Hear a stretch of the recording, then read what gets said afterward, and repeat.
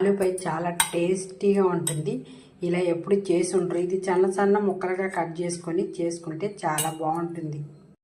ఉన్నప్పుడు ఉర్లగడ్డలు అలాంటివి ఉన్నప్పుడు సన్నగా ఇలా తోలుతో కూడా ఇలా తోలు ఉంచుకొని సన్నగా కట్ చేసుకోవాలి.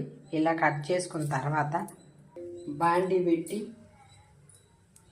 నూనె వేసుకోవాలి. కొంచెం ఫ్రైకి కొంచెమే సరిపోతుంది. కావాలంటే మీరు ఎక్కువ వేసుకున్నప్పటికీ కొంచెం ఎక్కువ వేసుకోండి. తర్వాత ఆవాలు, శనగపప్పులు అన్నీ వేసుకోవాలి.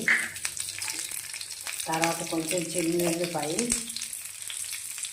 బాగా వేగాక ఇప్పుడు బాగా సన్నగా కట్ చేసుకున్న ఆలుగడ్డ చిన్న ముక్కలు ఫ్రై చేసుకుంటే చాలా బాగుంటుంది. ఇప్పుడు కొంచెం పసుపు, కొంచెం సాల్ట్ వేసుకొని మూత పెట్టేయాలి. బాగా కదిలించేసి బాగా వేగుతుంది చూడండి, కలబెట్టుకోవాలి.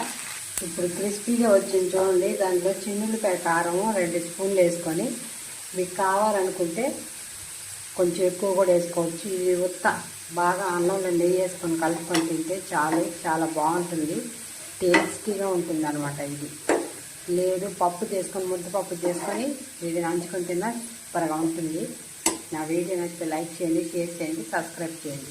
చిన్నులపాయ కారం వేసుకొని దించుకొని గిన్నెలో సర్వ్ చేసుకొని వడ్డించుకుంటే సూపర్గా ఉంటుంది. లాస్ట్లో నెయ్యి కొంచెం వేసుకుంటే చాలా సూపర్గా ఉంటుంది.